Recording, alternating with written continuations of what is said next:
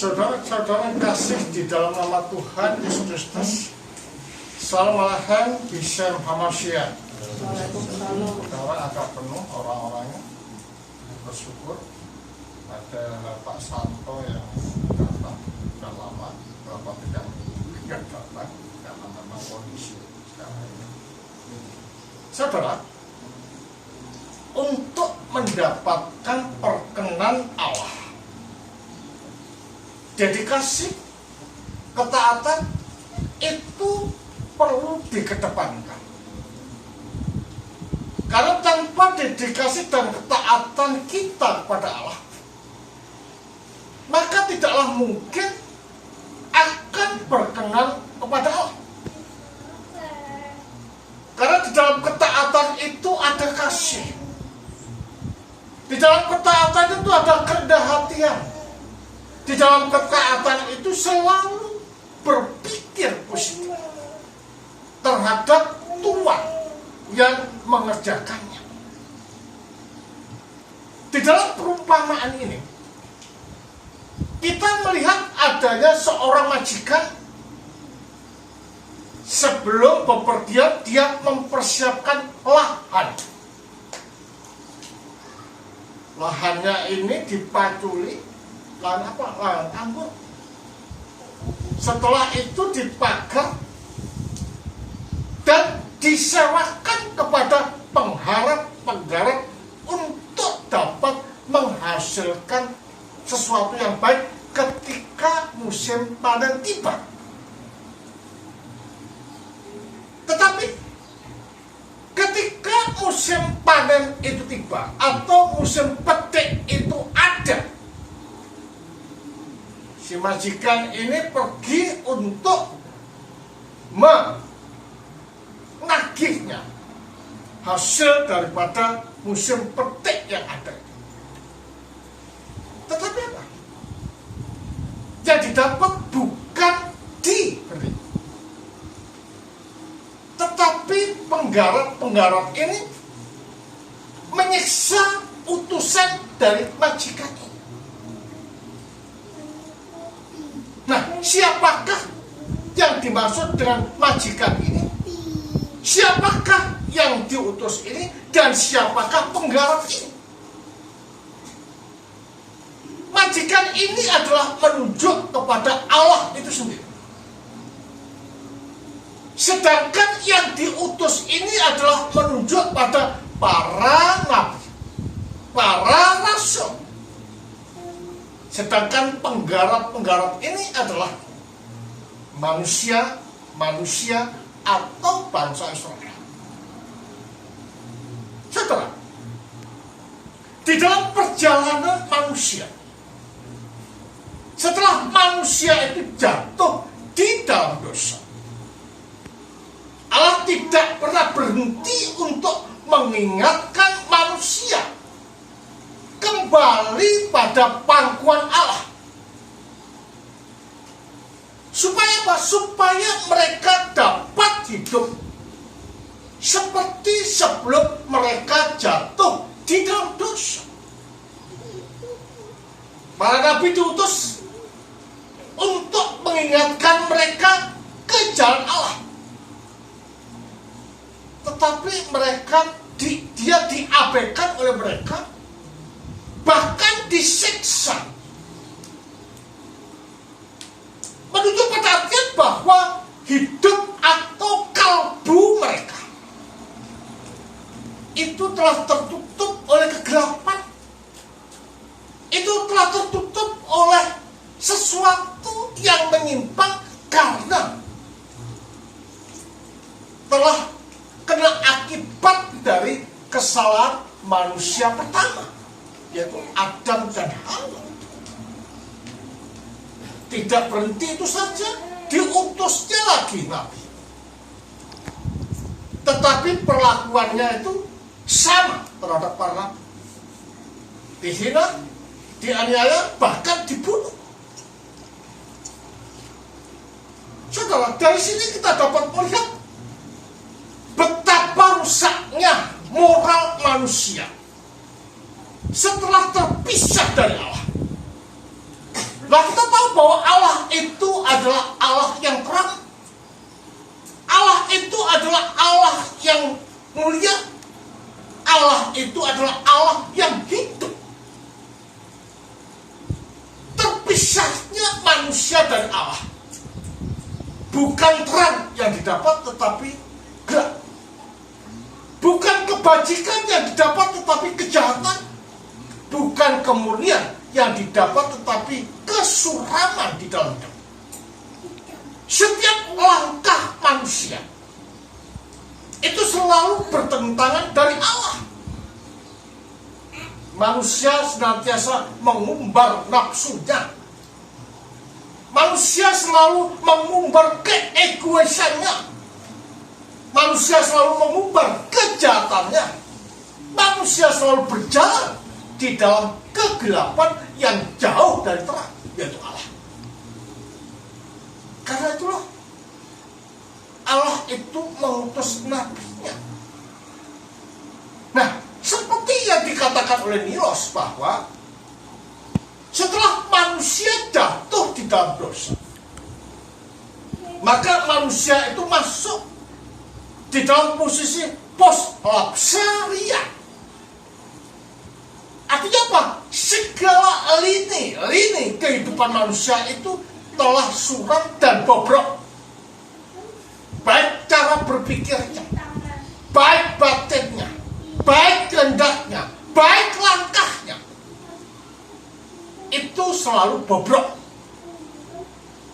Makanya kalau ada orang kaya yang mengatakan kemarin, pada minggu kemarin, guru yang baik, perbuatan apa yang harus kulakukan supaya dapat menerima hidup yang kekal? Dikatakan tidak ada satupun yang baik. Kecuali siapa? Kecuali Allah. Jadi di sini kita dapat melihat bahwa kebaikan manusia dibanding dengan Allah adalah seperti langit dan bumi, hitam dan putih. Artinya bahwa manusia itu kotor.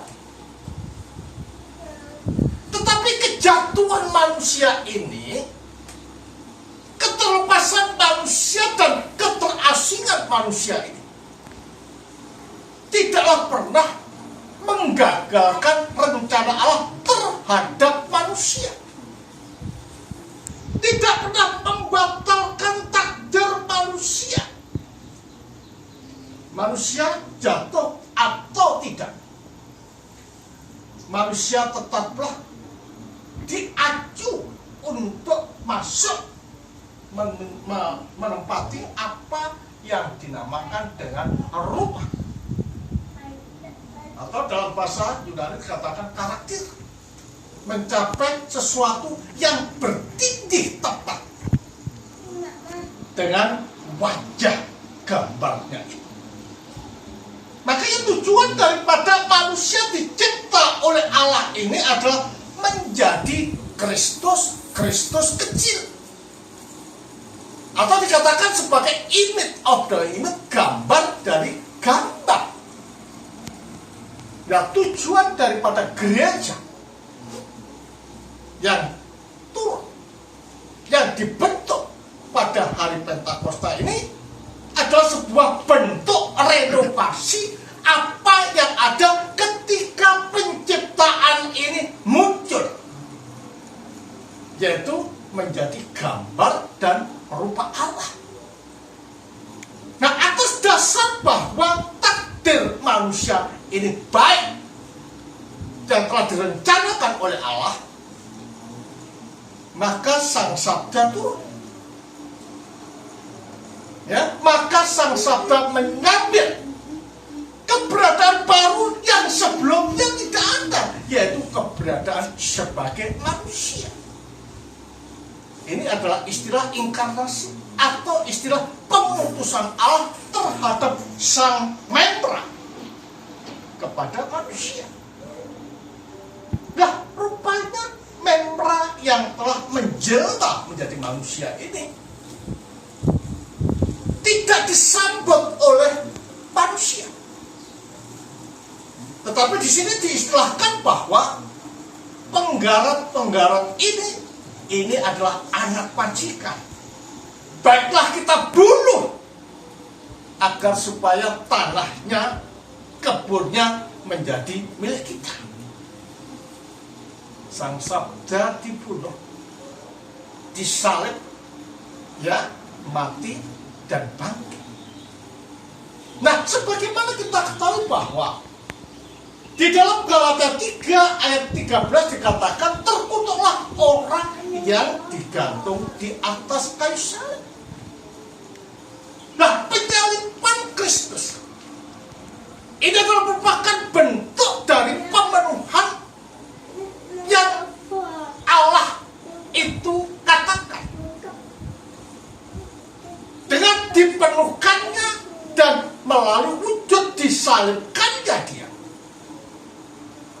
maka tuntutan itu telah dipenuhi. Dengan tuntutan telah dipenuhi, maka manusia dibenarkan, maka manusia disucikan, maka manusia didamaikan, maka manusia dikatakan sebagai ciptaan baru. Dari sini kita dapat melihat bahwa apa yang dikatakan oleh Athanasius betul, bahwa Sang Sabda jadi manusia agar manusia dapat menjadi Allah, seperti Allah. Sang Sabda dijadikan dosa agar manusia itu disucikan. Sang Sabda dijadikan rendah agar manusia itu ditinggikan dan dimuliakan.